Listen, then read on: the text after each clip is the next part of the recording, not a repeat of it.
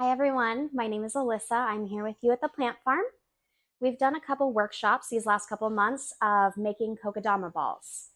And what Kokedama is it's a Japanese art form where you take preserved moss and wrap a plant's roots up in it so that your plant can thrive without a pot, which is a really fun and unique way to kind of display them as well. So you can set them up on glass or wood, or you can even make them into hanging features in your home. So this is a very messy process.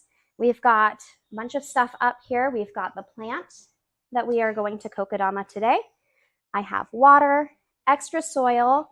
I have some preserved moss that I have already pre-soaked, and anywhere from half an hour plus is enough time to get it well nice and inflated so that it can hold on to that moisture that we need.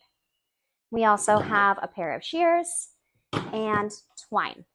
I have also seen this done with fishing wire if you want more of a seamless, just kind of moss look. But personally, I think the twine can be a nice touch to it as well. So first step in here, besides having your moss pre-soaked, is you want to make sure the plant that you're working with is very, very moist. And that goes for all plants. So even if you're doing a succulent or like this Hoya here, those were sopping wet when we first started. So I'm gonna water this guy, let him drain a bit before I kind of break him up and free him from that soil. Now you can see here I have some roots showing, but for the most part, this is a pretty fresh planting.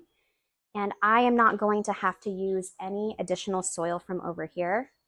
If this had been fairly root bound, what I would have done is I would have grabbed soil and kind of amended and packed it in around before I started working.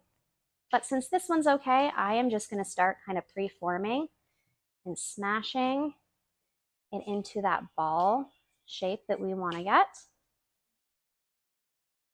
And if it's moist enough, it should hold that form pretty easily.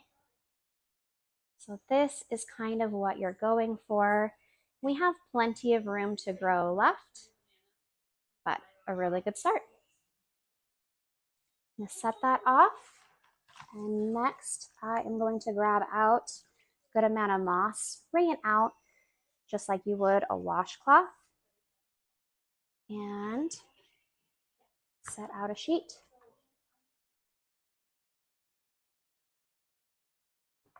There is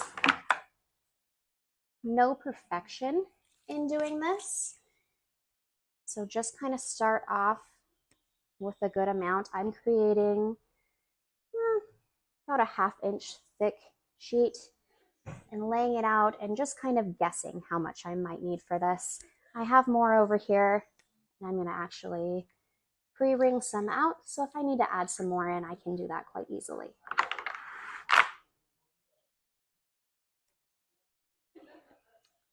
All right, so now I am going to lay my plant right along that edge, so that moss will tuck right underneath here, and I'm going to start grabbing and wrapping the best of my ability here.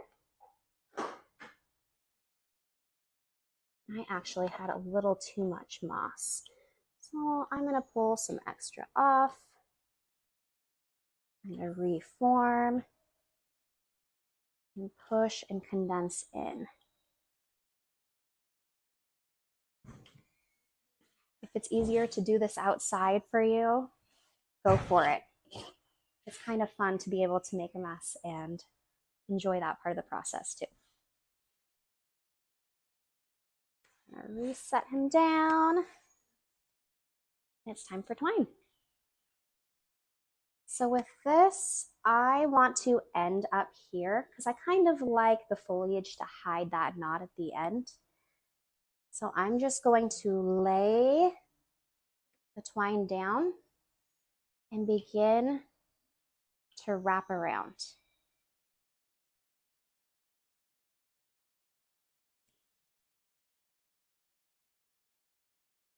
Get some good coverage so I don't have to hold on quite as tight to get that moss to stay.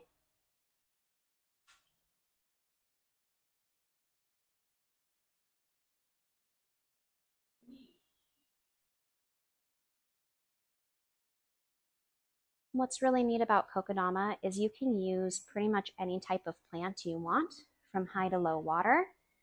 It just kind of depends on how often you will be soaking the ball. So since you cannot water directly into it, you will to water this, just kind of soak it. For a fern, I would judge it by weight, but your foliage is also going to tell you a lot too. So when this starts to get a little bit thirsty, it'll droop a little bit more, be less perky, and then I know it's time to soak it.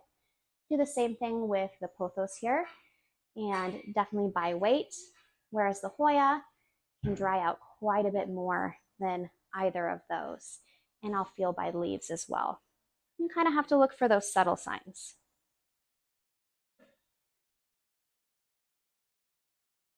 You can switch directions, just go wild with it.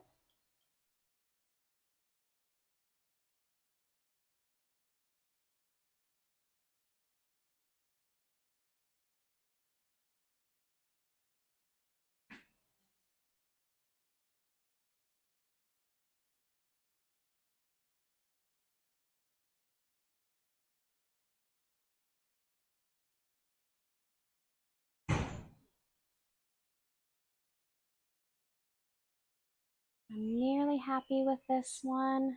Just a little bit more.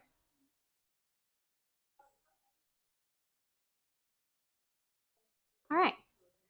So I'm going to call this good for the plant that I have right now. Obviously, as it grows, that foliage will kind of take over more. And the roots will also fill out within the ball too, which will affect how quickly it dries out. Be aware of that. Also, there will be a day where it will just be too root bound for this ball. You'll have to cut it and you can start again, adding more soil and packing around it if you'd like to, or you can switch it to a traditional pot at that point. So I'm gonna have this one just in an upright ball. So I don't need too much extra slack here. If I were making a hanging, I would have cut probably about here so I had enough space to work with.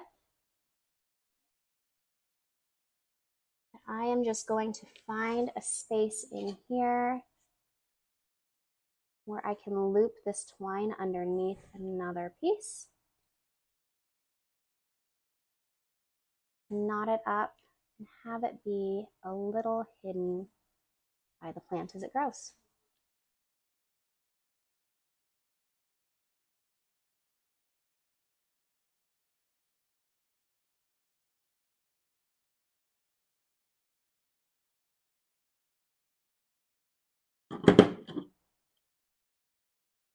You can also make a hanger in multiple ways with however many strands you like.